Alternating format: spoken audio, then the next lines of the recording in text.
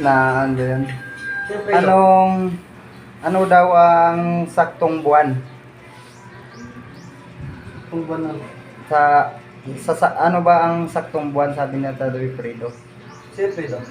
Tatay Fredo, saktong buwan na ang June o ang February. Saan daw ang sakto? Sakto ang buwan kung Oo. June o February? Oh. Siyempre, June. Bakit? February, 28 lang.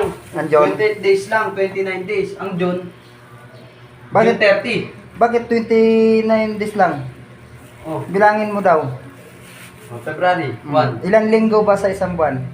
Apat. 4. Ang June, ang February, Apat ang February. 4 ang isang linggo, di ba? Apat din ang June. Oh. Hindi. Sobrang 4 na araw yung June. Oo. Sobra, apat na araw yun, June. Oh. Kaya ang saktong buwan pala February. Bakit? Di ba? Oh, bilangin mo. Hindi man pwede magwalong araw ang isang linggo. Oo. Sakto. Ano, di ba? Oo, gagawa ayos siya. Ano na, tatanong ko sa asawa ko yan. Di ba?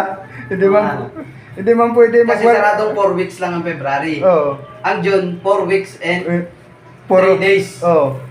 Hindi man pwede maging walong araw ang ano. Ayos. Oh, di ba? Nakakabaliw!